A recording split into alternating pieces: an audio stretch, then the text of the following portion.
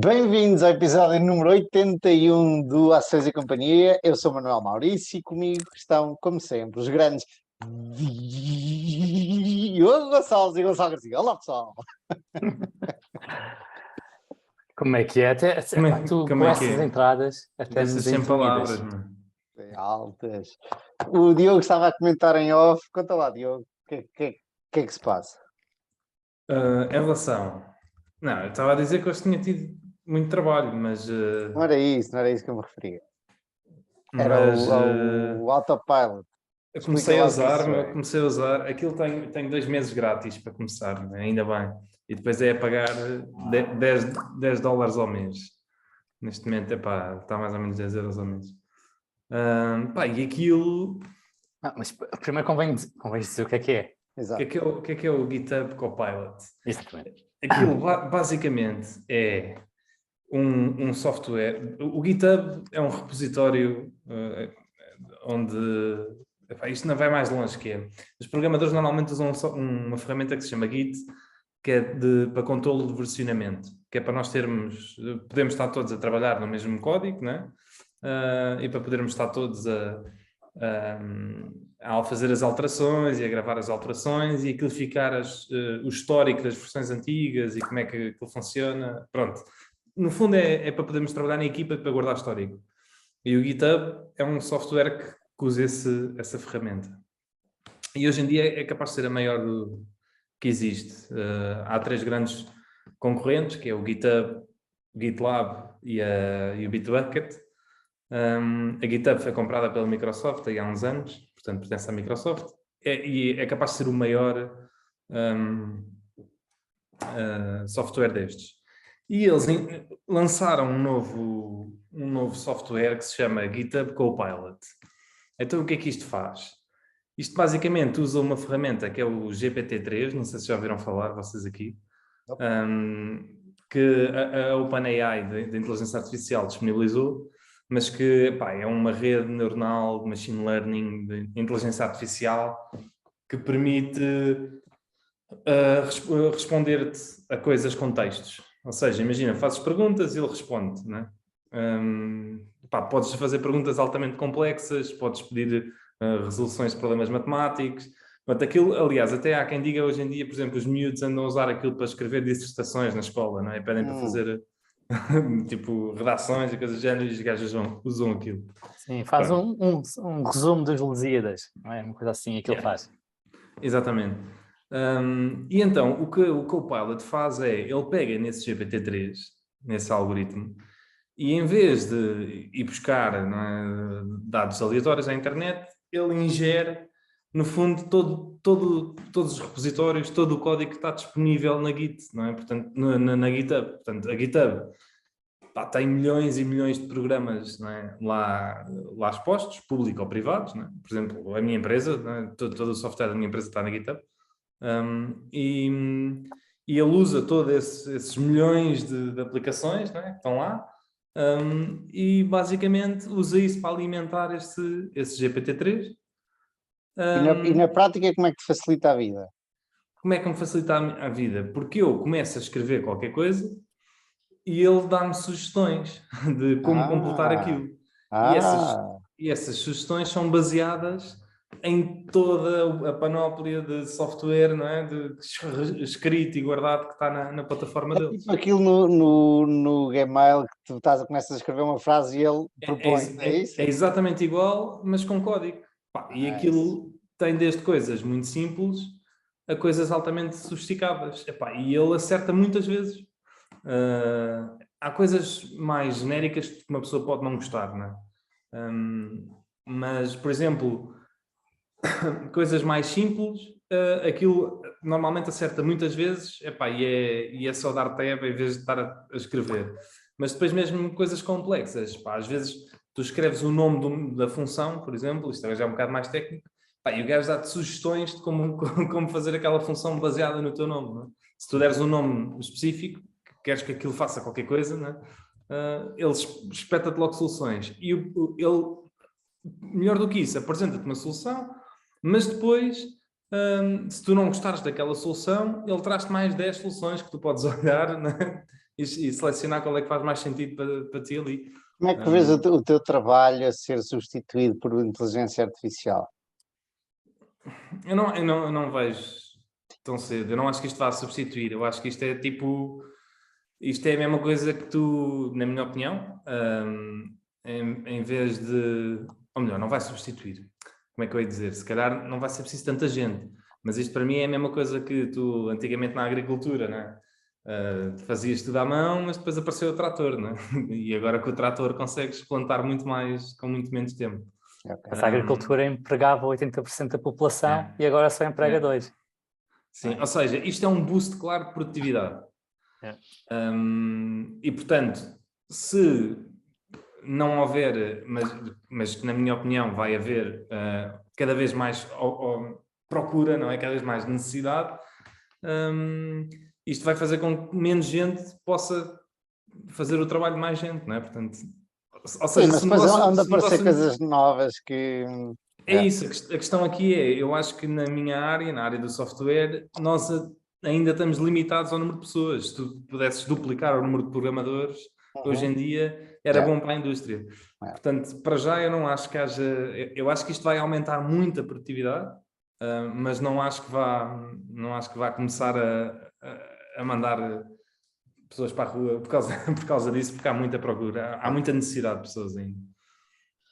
Ok, e antes que os nossos ouvintes, aqueles que não são versados em código, se comecem a criticar como da outra vez, que só falávamos da Sicília, ou das férias, ou lá o que é, e agora só falamos... O que é que se passou esta semana, malta? Temos a Cathy Wood, falou ontem em Lisboa, o Pedro Diamantino, que nos ouve, mandou-me um WhatsApp a dizer, curiosamente, que foi a melhor palestrante de todas, foi a Cathy Wood. Eu não sei, eu não falei com o Pedro ainda para saber o que é que ela disse, mas ele disse que isso. E ontem eu falei com o Pedro antes disto, e eu perguntei-lhe se havia cripto, se estava representada na Web Summit, e ele disse que, ao contrário do ano passado, que estava numa posição central e logo ao início estava lá para o cantinho algumas coisas relacionadas com cripto que este ano estão um bocadinho mais fraquinhos. É tudo o que sei da Web Summit. Acho que não, aquilo ainda é uma pipa de massa, não é? Para entrar. Sim, o bilhete é carote, sim. Normalmente as empresas oferecem. Sim, não há muitas pessoas, não há muitos particulares a pagar o bilhete. Sim. Há muitas empresas a pagar. Mas que tinha um montão de gente. Isto é mesmo ao pé da minha casa, aqui na Expo. E a minha voltinha matinal de bicicleta, eu gosto de passar por ali. E eu apanhei um dia às 11 da manhã e não dava para passar de bicicleta. Estava tão aglomerado que não dava para passar. Pois, tu moras aí ao lado, não é? Eu também não moro muito longe, mas eu consigo desviar-me, desde que não vá pela Avenida do Brasil, consigo me desviar disso. Já agora, só para quem não sabe quem é Cathy Wood, às vezes falamos dela, é a gestora do fundo do ARK, ARK, não sei se tem vários capas, provavelmente tem, que é conhecida como investidora de growth tech, nestas tech todas que têm andado para aí nas bocas do mundo, e curiosamente vi um tweet no outro dia, não sei se vocês viram, se vocês até partilharam isso no WhatsApp, de um gráfico, a começar no mesmo ponto zero, ela e a Berkshire, e era a história da tartaruga e da lebre, e o gráfico começa a subir, e da Berkshire lá em baixo, devagarinho, e a subir tipo agora nos anos de 2020, 2021, e agora o que cresce, e a Berkshire neste momento, não sei exatamente quando é que começa o gráfico, pode ter um daqueles problemas que o Gonçalo muitas vezes me critica. Não, mas esse começava desde a Inception do ARK. Ok, pronto. Parece-me justo. E agora estão taco a taco ou não, o está a ganhar? A Berkshire está a fazer alta performance. Mas no caso dela, por exemplo, ela está a ter uma performance horrível mesmo desde o início do fundo, não é? Continua com inflows, que é incrível. Mas há exemplos de outras pessoas que estão a ter anos terríveis. E ainda hoje ou ontem vi um que é sobre o Cliffson. Não. É o Cliffson. É um gajo que está super concentrado e que é tipo Carvana, Cardalytics e outra que agora não me estou a lembrar é tipo 50% do portfólio dele, ou 60%. E as 3 estão a cair no tipo 90% este ano, 80%. E no fundo, o fundo dele, até ao terceiro trimestre, está a cair 71% este ano. E está toda a gente a cascar no gás, como se ele não percebesse nada disto e como, tipo, a mandar vir com ele, pronto, a gozar com ele. E a verdade é que desde que ele iniciou o fundo, o SP500 está a fazer 11% ao ano e ele está, mesmo a cair 71%, ele está a fazer 16% ao ano. Portanto, E quando é que é o fundo? Quando é que começou? 2011. Portanto, também foi. Já tem algum. Começou também numa boa altura, mas já tem um track record grande. 11 anos. E aposto que a maior parte das pessoas está a cascar nele, se calhar não está a cair tanto este ano, mas não tem os retornos que ele tem tido. Portanto, e a mesma coisa que o Robinal, por exemplo, não está a cair tanto, mas também. Portanto, há aí muita gente que está a passar maus bocados, mas que mesmo assim continua a ter retornos acima da média, o que é espetacular. Overall. Eu não estou a cair tanto este ano e tomara a mim estar a fazer 16% ao ano desde que comecei. Não estou de certeza. O que eu ia dizer que esses retornos, deve-se olhar para os retornos com esse horizonte temporal mais largo, mas esses fundos normalmente têm a agravante que os retornos iniciais foram feitos com muito pouco dinheiro e à medida que eles foram apresentando os retornos, a maior parte do capital que eles estão a gerir, na verdade só investiram quando as unidades de participação do fundo estavam avaliadas lá em cima. Portanto, mesmo estando a fazer melhor que o mercado, provavelmente ele está a perder dinheiro para a maior parte dos investidores. Certo, mas isso não invalida o talento dele. O problema é as pessoas não terem confiado ao início, não é? Mas isso é uma coisa que eu acho que o Rob, por exemplo, fez muito bem e que limitou fortemente a entrada de dinheiro, o Rob Vinal, no fundo dele. Ele limitou fortemente a entrada de dinheiro, mesmo quando a performance era muito boa, ou principalmente porque havia muito interesse pelas performances serem muito boas. Portanto, no caso do Rob Vinal, não acho que existam tantos investidores a perder dinheiro como na maior parte dos outros fundos que explodiram e depois implodiram. Portanto, é assim, meu. Temos o Elon Musk a entrar no Twitter. Isto agora é todas as semanas, 8 euros para verificar o nome, que eu não sei muito bem para que é que serve verificar o nome. Para que é que serve, sabe? Se tu és uma pessoa conhecida, se tiveres o teu Twitter verificado, a tua página, o teu profile, ninguém consegue replicar. Principalmente porque há muitos impostores no Twitter. E o Instagram tem isso também. Não é bem um verified, mas se tu tiveres um X número de utilizadores, levas uma estrelinha, o que é? Levas ali é uma espécie de verified, mas é grátis. O problema no Twitter é que há muitas contas que são anónimas. E essas são muito fáceis de copiar e é muito difícil de verificar. Não sei se isso não é um incentivo a deixarem de ser anónimas. Ou uma boa parte delas deixar de ser anónima. Não sei. O que é a Vine? Lembram-se da Vine? Que o Elon Musk disse que vai trazê-los de volta. A Vine é o TikTok, não? É o TikTok? É a origem do TikTok. Mas não é o TikTok. Era antes do TikTok. Sim, mas está na origem. São os vídeos. A Vine era uma plataforma que era os vídeos só podias fazer vídeos até 7 segundos. E está intrinsecamente ligada com a origem do TikTok. E foi banida do Twitter, é isso?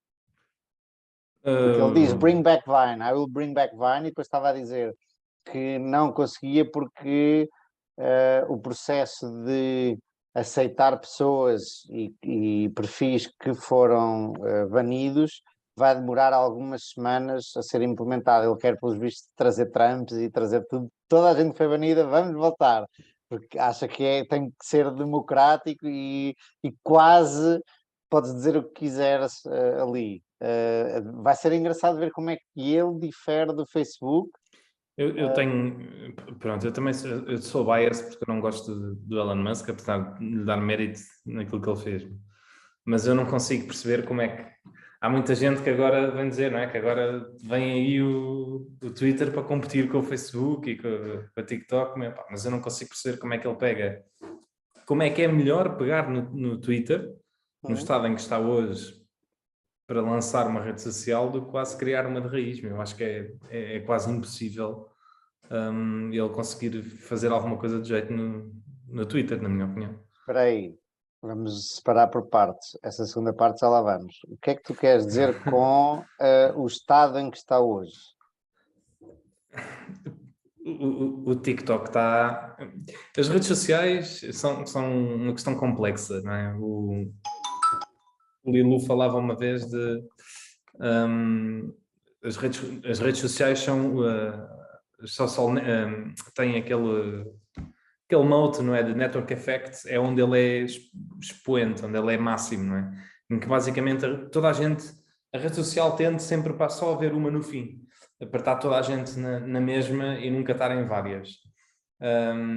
E eu sei que ultimamente o TikTok, por exemplo, foi a grande diferença que veio meio mostrar que isso pode não ser bem assim, apesar de podermos argumentar que o TikTok não é uma rede social.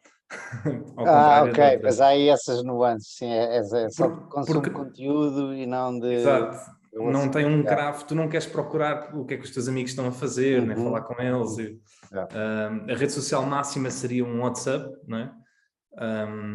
E uma rede social que ao início também era máxima seria um Instagram, e o Instagram que está-se a tornar num mix, não é? Mas pronto, o Twitter como rede social é uma rede social estagnada que atingiu o seu máximo número de utilizadores há uns tempos. Eles na verdade deixaram de divulgar, o que é sempre mau sinal. Portanto, há anos que nós não sabemos o número de utilizadores diários ou mensais do Twitter. Quando aquilo começou a estagnar, eles deixaram de dizer o que era. E, portanto, é uma rede que está... Eu não digo em declínio, porque é usada por muita gente, mas que atingiu o seu pico. Eu acho que é muito difícil ele inverter uma tendência de uma rede social. Isso é interessante, porque as pessoas mais importantes do mundo é ali que vão partilhar. Portanto, aquilo tem ali algo de único nesse aspecto. É ali, se tu queres dizer alguma coisa ao mundo e és um líder ou és alguém, alguma figura, é ali que vais normalmente. Eventualmente, às vezes, alguém vai ao Facebook e tal, mas é no Twitter, que é aquilo que o Elon Musk dizia, que é a praça da cidade ou da aldeia mundial, global. Portanto, ali há um diferencial claro que as pessoas, tipo um Guterres, quando quer dizer alguma coisa, vai ali. Portanto, há ali que é um potencial, ou seja, tu dizes que estagnou, ok, estagnou até agora, mas o Instagram também era uma coisa e passou a ser outra completamente diferente. Eventualmente o Twitter pode evoluir para outras coisas. Pode, mas o Instagram nunca teve em declínio. Ou seja, o Instagram nunca teve numa situação de perda de utilizadores, que é uma coisa que acontece no Twitter. Quer dizer, não se sabe, na verdade, mas estima-se que tenha estado a perder utilizadores. E essa é que é a grande questão de todo este tipo de tecnologias. É muito...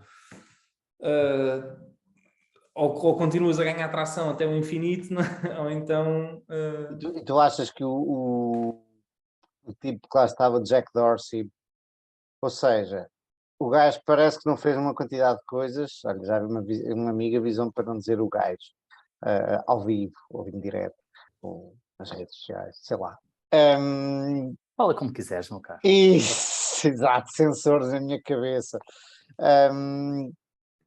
O Jack Dorsey se calhar não conseguiu fazer muitas coisas que o Mark Zuckerberg conseguiu, e eventualmente o Elon Musk, há um tipo que, e eu critico muito do Elon Musk, mas se há um tipo que é capaz de nos surpreender em tudo o que se mete, é o Elon Musk, não é? É verdade, é verdade. Eu acho que é uma área difícil, mas vamos ver. Eu acho que é uma área mesmo muito difícil. Isso é o ponto onde eu queria chegar, que é, tem tudo para queimar o Elon Musk.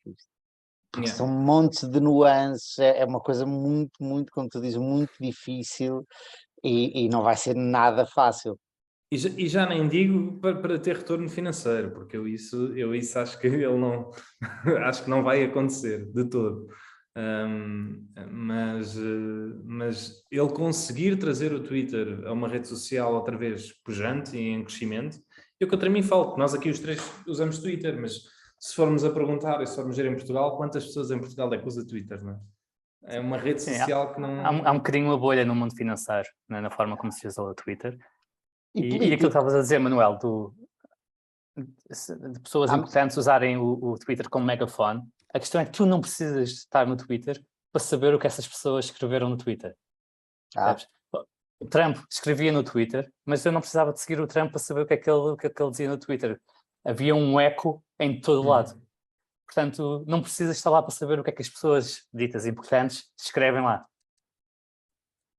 Sim, eu tenho mais confiança, por exemplo, no Snapchat, apesar de tudo, que no Twitter, porque o Snapchat é uma plataforma que continua a crescer no número de utilizadores e é maior que o Twitter e está avaliada pelo mercado por um quarto do valor do que o Elon Musk comprou, mas o Snapchat continua a crescer o número de utilizadores e mesmo assim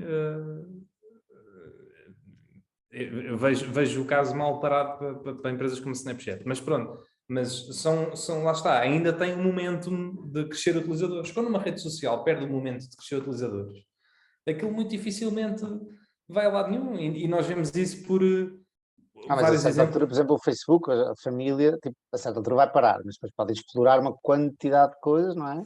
Mas não é isso. WhatsApp, os anúncios, por aí fora. Mas a Facebook há de parar de crescer porque não tem pessoas para crescer.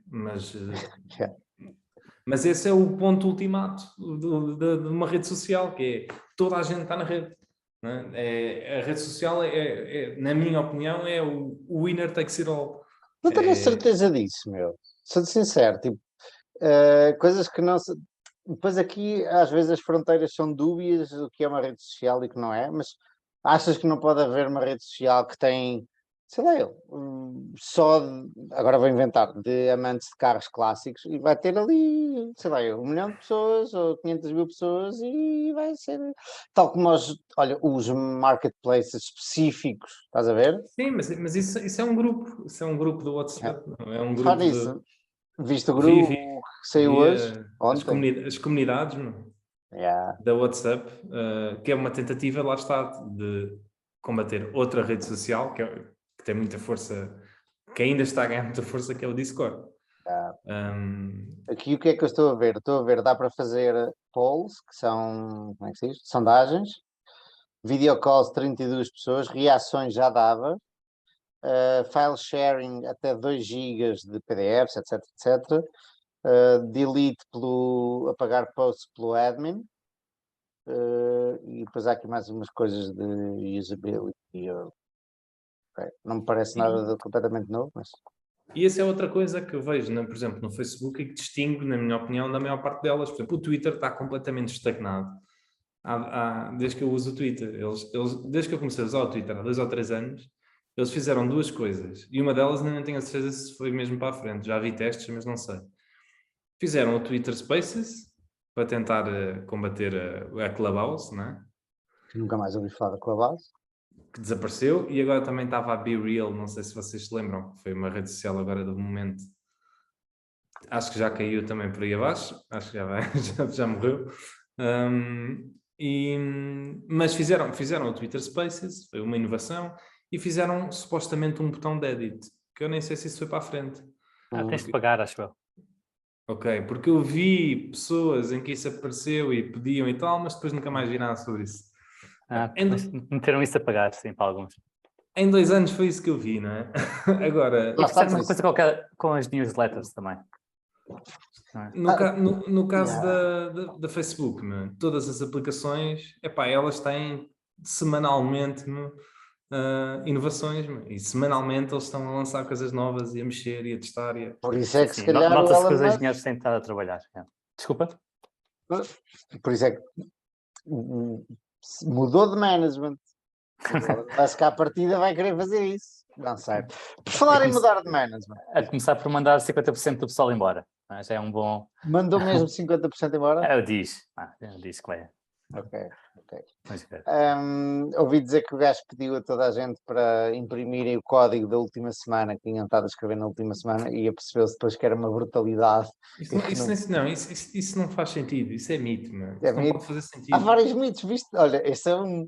Porquê é que alguém havia de imprimir? Mas lá está, toda a gente usa ferramentas como o GitHub, toda a gente tem acesso toda a gente vai lá da minha empresa e pode ver todo o código que eu fiz nos últimos tempos. Essa história de andar a imprimir em papel, quer dizer, isso não faz sentido nenhum. E viram os outros trolls, aqueles dois tipos que fingiram que tinham sido despedidos do Twitter, que apareceram com caixas e a CNBC gravou-os e veio uma notícia por aí fora. E os tipos nem sequer trabalhavam no Twitter. Bom, olhem, isto é uma boa introdução para o meu tema, que é troca de management e turnarounds, que é Dempster Mills, um grande caso de sucesso ainda das Buffett Partnerships, antes da Berkshire Hathaway, e esse vai ser o meu tema. Explicar um bocadinho o que é que o Warren Buffett fez a um negócio que não estava muito bom e o tornou um dos melhores investimentos do Warren Buffett. Diogo, qual é o teu tema hoje? O meu tema fala sobre o valor do dinheiro ao longo do tempo. Time Value of Money. Eu gostei desse artigo. E tu, Gonçalo, qual é o teu tema? Eu venho falar sobre uma coisa um bocadinho diferente, mas depois vou tentar fazer um paralelismo com o mundo financeiro, não vai ser fácil. Mas vamos falar sobre... Diz? Veggies? Veggies, sim. Calendário cósmico. Basicamente, resumir metaforicamente, claro, em um ano, os 14 mil milhões de anos que é a história do universo. E vamos ver, tentar para relativizar a nossa existência aqui no cosmos. E antes de avançar aos temas, só falar também da outra novidade da semana, não é? Mais um aumento das taxas de juros nos Estados Unidos, ontem. Quinta-feira, para quem nos ouviu. E outro no Banco of England, no UK. A sério? Ok, esse desculpou-me. E pronto, estão praticamente nos 4%, não é? E com a Fed a dizer que ainda faltam uns aumentozinhos, vão ser mais... Diz. Mas se tu fores ver, eu sigo um gajo que é espetacular, porque é uma das maneiras de nós vermos se estamos a entrar em recessão ou não. Muito pouca gente usa esse dado, que é o pagamento de impostos ao Estado. Não é? E o pagamento de impostos ao Estado em outubro, foi lançado ontem, ou antes de ontem, voltou a subir bastante em relação a setembro e 14% em relação ao ano passado. Portanto, a expectativa dele é, não sei se viram, mas os Estados Unidos cresceram 2,9% no terceiro trimestre, não é? Yeah. E o que outubro demonstra é que a economia continua a acelerar e que, a manter-se assim, o último trimestre ainda é de aceleração de economia. Portanto, não se vê nenhuma recessão à vista. Está fortíssimo, daí que sejam aumentar as taxas de juros para tentar arrefecer um bocadinho. Agora, o que é preferível, não é, para nós investidores? Eu acho que a longo prazo, na verdade, isto é ótimo para os investidores. É ótimo, economia a crescer e as taxas de juros a subirem, não é? Porque quer dizer que tudo dá mais retorno. Exato. O contrário é mais mau sinal. Tens mais retorno no curto prazo, mas é pior a longo prazo. É isso mesmo. Taxas de juros altas é ótimo para quem investe. Significa que podes aplicar o teu capital a essas taxas. E há de ter sempre algumas coisas que dão cash flows nos próximos anos que precisam de ser realocados. Qualquer dia trocamos de ações para obrigações. Se as ações não caírem o suficiente, sim, mas senão, quer dizer, a expectativa é que as ações fiquem mais baratas do que as obrigações sempre. E que prometam mais retorno, não é? Exatamente, e portanto o retorno futuro é mas se vires uma obrigação a dar 15% ao ano, se calhar começas a pensar que se lixa as ações, porque aqui é garantido. Não é? Mas se chegarmos a 15% ao ano, a coisa já é grave. Eu acho que estamos perto, na minha opinião. Do topo, ou do fundo. Isto vale o que vale, mas em termos de taxas de juros do topo, sim. Eu acho que a partir... da grande pausa. Pelo menos nos Estados Unidos. Na Europa, eu acho que a Europa ainda nem começou a subir, nem sei se vai subir mais. Já começou a subir. Já. 2%, não é? Vamos ver. É pouco. Eu tenho muitas empresas que beneficiam disso, não é? Outra coisa que me assusta ainda na macro é de ontem estava a ver o Bolsonaro, foi ontem, o discurso dele, foi ontem, acho que sim. Para quem nos ouve, isto é quinta-feira, para nós, para quem nos ouve é sábado. E estava-se na dúvida se o gajo ia aceitar o resultado das eleições. Tipo, está aqui um mundo que eu não via antes, e isto começou com o Trump, se calhar com alguém diferente, mas um gajo já está na dúvida se o presidente que lá está vai aceitar o resultado das eleições ou se vai tornar aquilo numa ditadura de um momento para o outro e convocar o exército e isto. E com esta história do Putin a invadir a Ucrânia, dizer isto é uma nova ordem mundial e de repente também a Coreia do Norte a mandar mísseis sobre o Japão, é tipo, dava-se algum receio, não é que eu consiga fazer alguma coisa, nem tenho muito para dizer, mas é tipo, nós estávamos habituados a, ok, há eleições, quem ganha, tudo bem, está lá, não há dúvidas. Mas agora tipo, põe-se em causa todo o processo eleitoral. Não sei onde é que isto nos vai levar. Mas isso é algo muito habitual em África. Não é? Não estamos Pois. habituados a ver a países que estão bastante próximos de nós. Aliás, até é algo habitual em alguns países da América Latina. A questão é que o Brasil nos diz muito mais do que qualquer outro país da América Latina. Imagino nos Estados Unidos é que acho que nunca tinha acontecido não aceitar, ao ver a possibilidade de não aceitar um resultado eleitoral. Bom, vamos passar desculpa. Mas o que estás a dizer é basicamente uma sensação que acredito seja presente em muitas pessoas, é que o que nos acontece a nós parece mais relevante e mais volátil e mais arriscado do que o passado. Não é? Mas se olharmos para o passado, houve ali períodos, mesmo após a Segunda Guerra Mundial, em que pareceram altamente instáveis. Não é? Houve muito medo de uma guerra nuclear com a Rússia. A questão é que nós os três nascemos numa época, em décadas, vamos dizer 3, 4 décadas, em que estavam as fronteiras na Europa todas tranquilas, já tinha sido 25 de Abril aqui, e estava tudo tranquilo durante os 90, os 2000, estava tudo em pé. Exatamente, eu acho que nós estamos mal habituados, mas se tiveres uma visão mais histórica e para além da tua vida, o que parece mais estranho é a tranquilidade em que nós vivemos até hoje do que está a passar hoje. Sim. E olha, ainda me lembro do Rob Vinal, agora lembro do Rob Vinal sobre fazer aqui a chega ao nosso tema, mas muita gente dizer que o que o Putin está a fazer não é admissível do século XXI, não é uma atitude do século XXI e tal. Tipo, é condição humana querer mais poder e querer expandir. Olha, olha aqui está um veggie no mercado ou no mundo de investimento e das empresas, os CEOs quererem crescer por aquisições, etc, só por ser maior, não tanto por causa do retorno, é a condição humana. Portanto, a cena do século XXI, se calhar um dia vamos olhar para o século XXI e dizer, aquilo é tipo a idade medieval, como nós olhamos hoje para a idade medieval, não é nada avançado, não é? Mas nada aqui, a questão aqui não é de condição humana, nada aqui é condição humana. Nós criamos sistemas, não é? À nossa volta, de maneira a controlar os nossos impulsos e a orientar-nos para... É da condição humana andarmos a matar uns aos outros, não é? Se tu pensares, não nos matamos não é porque evoluímos em termos pessoais, é porque criámos um sistema, não é? Mas vão haver sempre outliers desse sistema que querem poder para si próprios, como o Putin fez e como o gajo na Venezuela, etc, que querem o poder para sempre, não é? E temos uma ordem mundial hoje em dia que é muito raro um país tentar, aliás, já não acontecia há muito, não é? Um país tentar... As fronteiras de países quase que hoje em dia deixam de fazer sentido, não é? Nós estamos quase a tentar criar um sistema global, não é? Em que cada vez faz menos sentido as fronteiras de países, não é? Portanto, cada vez faz menos sentido andar aqui a invadir países, não é? Porque não faz sentido, não é? Mas que vai acontecer, Diogo, vai acontecer. Muitas vezes mais. É pena.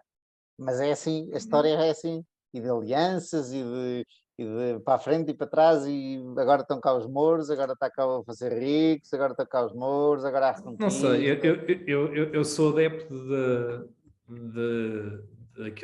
daquela expressão da Pax Nucleana e nós chegarmos a um estádio de evolução que a guerra deixa de fazer sentido, porque se somos tecnologicamente tão avançados que o escalar da guerra leva à extinção humana e, portanto, Mas é nós onde não... estamos agora, tipo, se Sim, escalarem, os sim. dois lados têm Por poder isso, de destruir tudo. por isso é que isto já não faz sentido e por isso é que a minha visão daqui para a frente é que a guerra vai deixar de existir.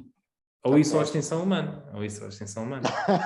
Ou então pequeno, salvo seja, conflitos tipo este. Tipo, a Rússia podia escalar e não escala, os Estados Unidos podiam escalar e não escalam, e vai ali ficar. E vamos nos fartar de ouvir falar da Ucrânia e o Putin há de anexar umas quantas coisas agora, outras coisas. Tipo, tu ouves falar do Iémen, como está longe, não te interessa por nada, não é? Sabes? Não, Tipo, deixas acho que lá estar o Iémen o ao tipo de fight. guerra, o tipo de guerras futuras são outras, mano. Acho que não terá nada a ver com guerras físicas. Até porque não faz sentido. Lá está, não faz sentido. Ninguém beneficia. Eu não vejo a Rússia a ser beneficiada disto. Lá está. Não, isto não é... Yeah. Isto é preciso reajustar o sistema de maneira a que uma pessoa não possa por si só Nunca tomar esta pensei isso. decisão. Yeah. Bom, vamos passar à frente, por acaso é um bom tema esse, podemos retornar um dia, mas agora vamos falar da Dempster Mills. A Dempster Mills, perguntam-me vocês, o que era a Dempster Mill? O que era isso, pá? Eu até tinha ideia, já tínhamos falado aqui disso. Já falámos disso, sim senhor, só que eu encontrei uma tweet thread, ou tweet storm porreira, e decidi trazer de volta a Dempster Mill. A Dempster Mill era uma empresa industrial que fazia windmills, como é que se chama windmills? Moinhos de vento, bombas submergíveis, sistemas de água, equipamento para fazer fertilizantes, uma quantidade de coisas. Era uma empresa industrial que fazia peças industriais também, ok? E em 1958 o Sr. Warren Buffett começou a comprar a Dempster Mill porque, obviamente, isto eram os bons velhos tempos do Warren Buffett, a empresa estava altamente subavaliada em relação aos ativos, em relação ao book value, ao valor contabilístico, será em português? Isso? É isso. E o Warren Buffett, como gostava muito de uma pechincha, começou a comprar aquilo. Aliás, não sei se começou a comprar em 58, mas em 58 consegue um lugar na board, na administração, no conselho de administração, e começa a chatear o resto dos administradores. Malta, como é que é? Toca a pôr isto aqui a funcionar, porque isto podia dar dinheiro e vocês estão a enterrar esta história toda, isto está cheio de dívida, etc, etc. Bom, a empresa perdia dinheiro, estava a ponto de perder quase todas as linhas de crédito, e o Buffett em 1961 comprou a empresa toda e pôs lá um senhor chamado Harry Bottle, que é ainda hoje um mito vivo, não sei se é vivo, provavelmente já não é vivo, não sei, da gestão, que depois foi salvar o dia a outros negócios do Warren Buffett, como salvou aqui na Dempster Mill. A partir do momento de 1961 que o Buffett ganha a maioria dos votos, das ações, passo número 1, subiu preços e ele não tinha, não sei bem porquê, aliás, esta thread do Twitter está muito bem documentada, tem documentos que não estão em muitos sítios, tem atas das reuniões do Conselho de Administração, etc, etc. Então tem muita coisa interessante. Eles não tinham, não sei bem porquê, o Buffett não tinha acesso, ou não tinham perdido, ao custo destas peças que eles vendiam de substituição, ok? Portanto, o que fizeram foi, eles pegaram, o Buffett disse assim ao senhor Harry Bottle, tu pegas no item todo, que é constituído por várias peças, vamos dizer, uma bomba de água, tem ali o carburador, tem isto, tem aquele outro, vamos dividir as peças todas, separar isto tudo e peças que sejam, e dividi-las por 3 categorias. As peças que são 100% exclusivas nossas, proprietary em inglês, ou seja, que eles têm o desenho, a patente, etc. Vamos vendê-las 500% do valor imaginei, o item vale 100, dividimos o item em 10 peças, ok? Cada uma vale 10, portanto vamos vender isto a 500% mais, cada pecinha destas, a 500% mais do que o valor do item desmanchado. Peças semi-exclusivas, vamos vender 200 a 300% mais. E peças indiferenciadas, que os clientes podem ir buscar a outro sítio, vamos vender ao mesmo preço, a 0% mais, ou até 100% mais. Exatamente como é que variava estes 0 a 100%, não é claro ainda, mas o interessante é que o inventário passou de 300 mil nos livros, o que é engraçado porque não é o que diz aqui no que está atrás de mim, o inventário, pelos vistos, destas peças só, de 300 mil para 2 milhões. Neste caso é uma coisa boa, eu já vos vou dizer que outra coisa boa foi reduzir o inventário, mas de 300 mil que estava em itens inteiros, de, sei lá, bombas ou os moinhos de ventas, eólicas, etc, etc, eles conseguiram fazer 2 milhões só a partir aos bocadinhos e a subir o preço. Portanto, passo 1, subiram o preço das peças de substituição e de manutenção e fizeram uma pipa de massa. Passo número 2 que o Sr. Harry Bottle fez foi reduzir o inventário. E aqui atrás de mim nós vemos um balanço de... Não dá para ver isto tudo porque o zoom corta partes, mas a coluna mais à direita é 1961 e a coluna mais à esquerda, mais próxima das letras, é 1962. E nós vemos que o inventário em 61 era de 3 milhões e 800 e em 62 baixou para metade, 1 milhão e 600 e em 63 ainda veio para 700 mil. Portanto, foi aqui um trabalhinho espetacular do Harry Bottle de, além de fazer crescer o valor do inventário, por separar as peças todas, vendeu uma porrada de inventário.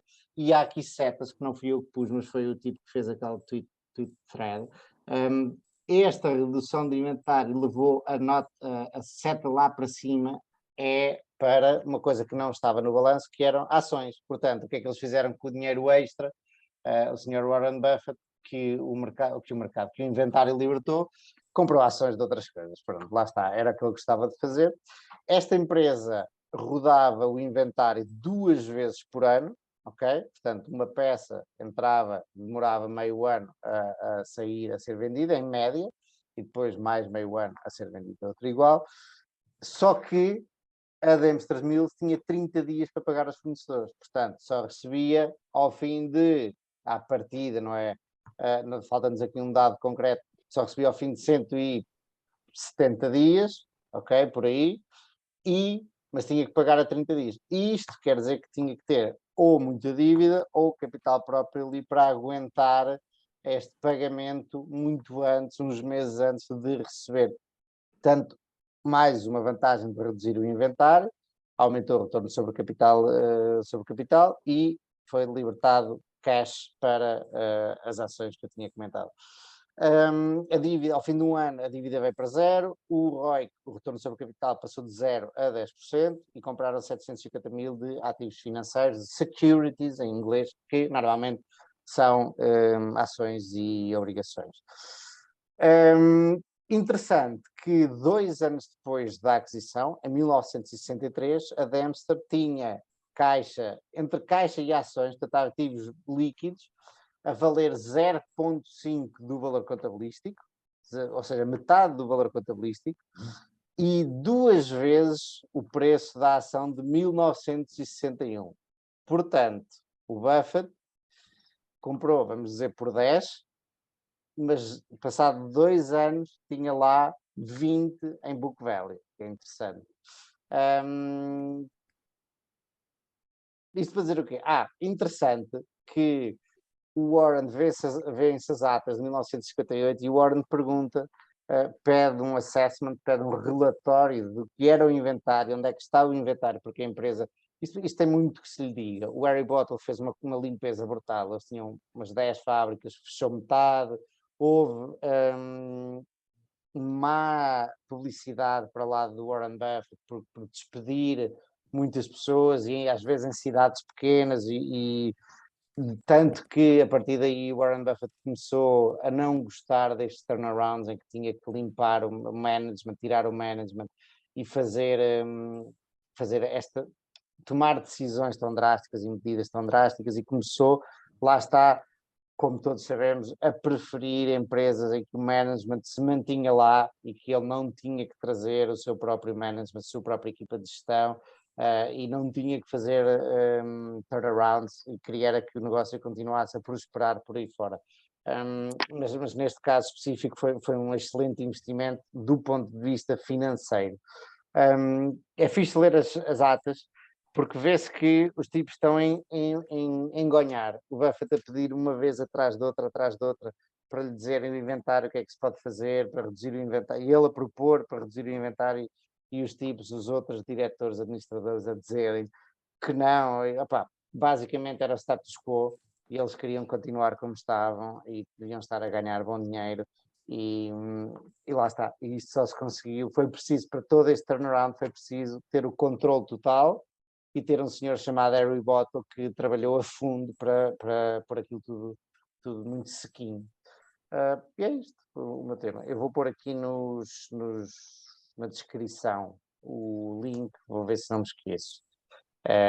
Se me esquecer, e quem estiver a ver e a ouvir pode queixar-se na descrição ou nos comentários, porque é muito interessante para quem gosta de investimento, ler a tweet thread, porque vem com os documentos todos, e dá para ler várias coisas que eu não estou aqui a passar ao lado, interessantes, do Warren Buffett a meter as mãos na massa, e mais o Harry Bottle, mas o Warren Buffett, a ir mesmo ao detalhe de onde é que temos o inventário, qual é o inventário, qual é a estratégia para vendermos o inventário, como é que fechamos as fábricas, tudo isso é interessante de ver. Não sei se vocês já conheciam a Dempster Mill. O Diogo disse que já falámos sobre ela aqui antes, mas quão bem vocês conhecem a Dempster Mill?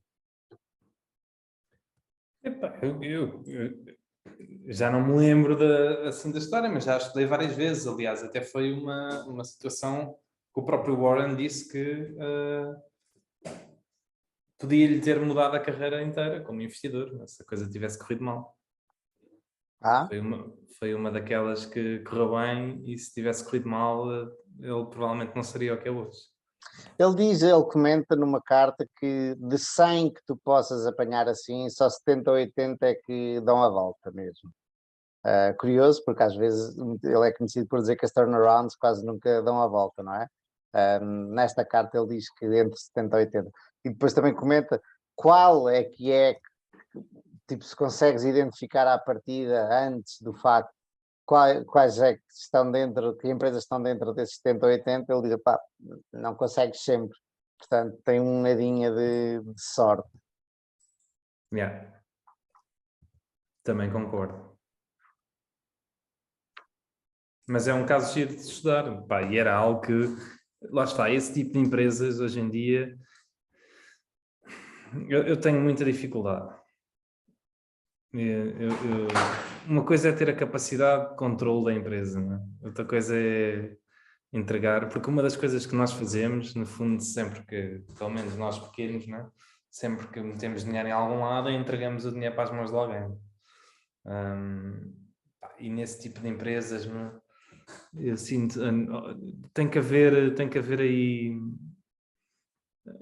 da minha parte, ou conhecer muito bem as pessoas presencialmente, ou sei lá, ou conseguir ter algum controle, senão é muito complicado. Isto é o tipo de negócio que faz sentido, não tanto para investidores, mas para operadores que já estão na indústria. Agora estive numa festa no fim de semana e estava a ouvir um tipo que comprou a massa falida, ou comprou os ativos depois de uma insolvência de uma empresa de têxtil que faz fatos, e ele disse que comprou as máquinas todas e fábrica e tudo a um grande preço. Lá está, e ele já está na indústria, portanto à partida já tem um playbook, já sabe o que vai fazer àquela empresa para ela começar a dar bons resultados, ou para eventualmente vender, liquidar os ativos. Temos outro seguidor, subscritor que nos vê, tem uma empresa de publicidade aqui perto de Lisboa, ali na zona de Estoril, que há uns tempos me disse que comprou uma serralharia, e eu tenho outro amigo meu de Coimbra com uma empresa de publicidade, também comprou uma serralharia, porque lhes dá jeito para outdoors e para coisas assim. E os dois, a serralharia estava em condições boas para quem comprou, ok? Mas lá está, eles sabem exatamente aquilo dá-lhe jeito e eles conseguem, porque eles já têm o que fazer com a serralharia. Parece-me a mim que essas turnarounds são boas para quem está a operar já no mercado e quer crescer ou verticalmente ou horizontalmente. Sim, mas esse exemplo em particular é um bocadinho difícil de exportar para nós mesmos, não é? Porque dificilmente nós queremos, ou conseguimos sequer ter o controle de uma empresa que seja cotada em bolsa, não é? O Buffett tinha sempre aquela postura, ok, ou o preço disto sobe e eu vendo, ou se o preço continuar assim a cair, eu controlo a empresa, portanto, mais cedo ou mais tarde, vou realizar o meu investimento. Há um ponto a reter que é, não é infalível, mas é as pessoas que já o fizeram antes, várias vezes, à partida, tens uma boa hipótese que vão fazer a seguir. Se tu encontrares um Harry Bottle, um Aaron Singleton ou como é que chama o tipo do cowboy? John Malone, que fazem aquisições, etc, etc. À partida... Olha, mas o John Malone é um bom exemplo, que mesmo o que estás a dizer não é assim tão óbvio. Tens várias empresas do John Malone cotadas em bolsa a um desconto brutal aos ativos que têm. A Liberty Series só tem ativos cotados em bolsa, ou tem predominantemente outros ativos que estão cotados em bolsa, como Comcast e tipo, umas cenas de rádio e afins, e cota um desconto para aí de 40% a 50%. E é um Malone, é a gestão do Malone. Portanto... Mas foi assim que ele fez tanto dinheiro também, porque muita gente não acredita, tem medo da dívida, etc, etc, e isso dá-lhe a oportunidade de recomprar ações e fazer gigajogos. É verdade, mas há sempre aquelas coisas que correm depois menos bem. E que, portanto, nunca é assim tão óbvio. Mas eu estou como o Diogo, a não ser, e mesmo em situações em que me pareça que, por exemplo, um exemplo que vem sempre à cabeça cada vez que eu penso nisto é a logista. Que estamos a comprar a um... Apresenta resultados amanhã. Apresenta resultados amanhã, sim. E finalmente vamos ter um cheirinho do que é que a gestão está a fazer com o excesso de capital que tem. Vão ser começadas a consolidar alguns investimentos que já fizeram. E o investimento grande que fizeram, a compra da Mosca, será consolidado a partir de agora. Portanto, ainda não vai aparecer, mas a partir de agora vai aparecer. Mas seja como for, aquilo estão a nadar em cash, porque têm todo o float dos impostos. E até agora nunca fizeram grande coisa com o cash. Tu conseguias comprar aquilo pelo valor do cash e ter um negócio todo de transporte e de logística do tabaco e de logística de produtos farmacêuticos de borla. Teórico, não é? Porque o cash não é mesmo deles, é quase como se fosse um float. Mas lá está, nunca se soube muito bem o que é que eles iam fazer ao dinheiro e portanto, sempre causou algum desconforto, apesar de estar baratíssimo, investir bastante neste ativo. Eu investi o máximo que senti-me confortável, mas sempre é daquelas coisas que se fosse eu a controlar, e não estou a dizer profissionalmente, que eu não sei como gerir uma empresa, mas só a decidir a alocação de capital teria um conforto completamente diferente. Por outro lado, quando compras Berkshire, esse conforto é muito mais fácil de delegar, porque já há todo um historial que há um alinhar de incentivos contigo, como investidor minoritário. Eu acho que claramente cada vez nós já vimos falando disto há muito tempo, mas claramente noto que a gestão é um ponto fundamental em qualquer tipo de investimento, porque mesmo que uma empresa, lá está, seja um grande negócio e faça imenso dinheiro, há muitas maneiras desse dinheiro ser redistribuído de maneira a que não venha para ti, né? Ou porque recompensas, diluis demasiado o acionista, estás a recompensar demasiado os empregados, ou porque estás a fazer investimentos que não fazem sentido. Portanto, eu acho que a longo prazo, lá está, mesmo bons negócios, é mesmo muito importante que a pessoa que está lá tenha incentivos alinhados com o teu. E muitas vezes os incentivos não têm só a ver com eles de terem uma parte grande da empresa ou não. E agora vou dar o exemplo do Facebook. Eu continuo a achar que os incentivos do Facebook, do marketing, estão alinhados com os acionistas. Mas se nós olharmos, claramente que aquela pessoa maximizar os seus retornos não é o objetivo fundamental no marketing, não é? Porque uma pessoa que tem um património bilionário que nunca vai saber o que é que há de fazer ao dinheiro, não quer maximizar, ter mais retorno. E, portanto, muitas vezes não é só a percentagem que tem do capital, é também ter essa visão de... O que ele deverá querer fazer é maximizar a relevância da empresa para o mundo. Não é? Isso deve ser top of mind. E tu podes fazer podes criar um argumento que maximizar a relevância provavelmente, para conseguir, também maximiza os retornos.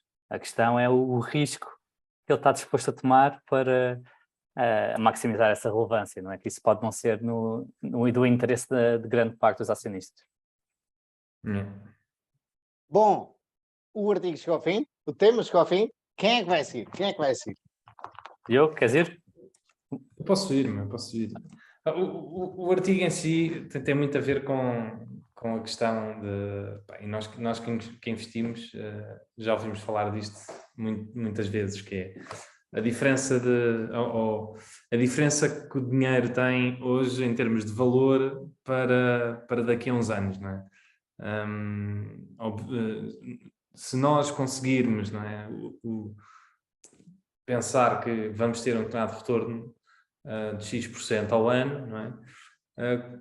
E se formos jovens, por exemplo, gastar 100 euros hoje, nós podemos pensar que estamos a gastar 100 euros. Mas a 20 anos ou a 30 anos, podemos pensar que esses 100 euros vão ser 40 mil ou 30 mil euros. E, portanto, cada despesa que nós fazemos hoje, se tivermos...